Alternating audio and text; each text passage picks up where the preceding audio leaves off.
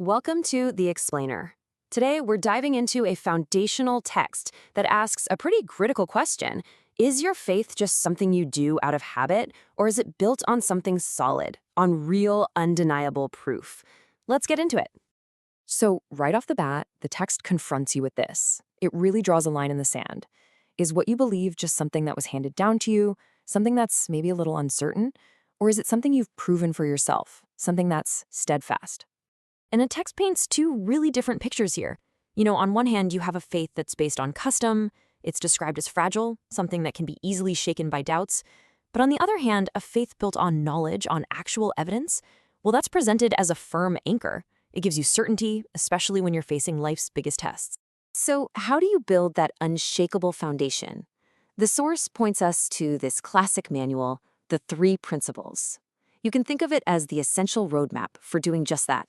Okay, so where does this journey to a knowledge-based faith even begin? The text lays out four foundational pillars that it says are, well, obligatory for every single person. And listen, these aren't just, good ideas or suggestions. The text presents them as a logical, essential progression. It all starts with knowledge, actually learning the truth with real evidence. But that knowledge can't just sit in your head. It has to translate into action. Then, from there, you have a duty of calling, which is sharing that truth with others. And finally, you're going to need patience to deal with the challenges that will absolutely come your way. So you might be wondering, where's the proof for these four pillars? The text points directly to this really short but incredibly powerful chapter from the Quran. It argues that all four of those principles are packed right in here. Those who have believed, that's your knowledge. Done righteous deeds, that's your action. Advised each other to truth, that's calling. And advise each other to patience? Well, that's patience. It's all there. So we've just talked about the method for gaining a solid faith. Now the text moves on to the substance. It lays out three essential truths about our very existence that it says we absolutely must understand. The first truth is this: our lives have a profound purpose. We weren't just created randomly for no reason. According to the text, we were created by God, were provided for by Him, and we were given guidance through messengers. And it's all for one ultimate goal: to worship Him and Him alone. And of course, staying true to its own rule of building faith on evidence, the text gives us the primary proof for this purpose, straight from the Quran, with this very definitive verse. Now, the second truth builds directly on that first one. If our whole purpose is worship, it makes sense that the worship has to be pure. The text is really emphatic about this. It says that God does not accept any partners in worship. And this act of associating partners, which is known as shirk, is considered the single greatest sin you could commit. The source presents this verse as the core proof for that idea, making it crystal clear that all forms of worship, all prayers, all supplication, it must all be directed exclusively to God. And that brings us to the third truth, which is all about our ultimate loyalty.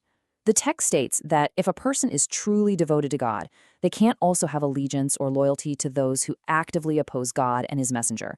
This principle puts your faith-based allegiance above every other kind of tie, even family.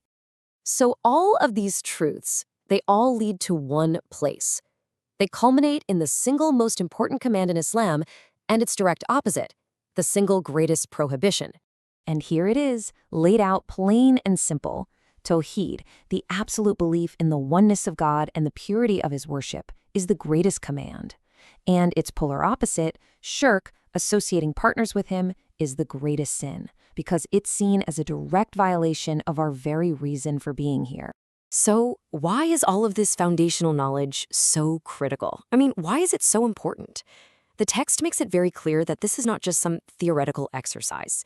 It's direct preparation for an inevitable and deeply personal test. In fact, the entire text and all the knowledge we've just gone over, it all revolves around three critical questions. These questions define the principles themselves. And here they are. These are the three principles. The essential knowledge that every single person has to have boils down to the answers to three questions. Who is your Lord? What is your religion? And who is your prophet? And this is the ultimate takeaway. This is why it all matters so much. The reason these three principles are so fundamental is because, according to Islamic tradition, they are the exact answers to the first three questions every single person will be asked in the grave, right after they die. But, and this is the crucial point the text makes, this isn't about rote memorization. You can't just cram for this final exam. The ability to answer these questions is said to come only from having truly internalized these truths and having lived a life that actually reflects them. This knowledge has to become the very bedrock of your existence. And so the text leaves us with this final, powerful thought. It's given us the questions, it's provided the evidence, and it's laid out the path. The journey of actually living the answers, well, that's up to each of us.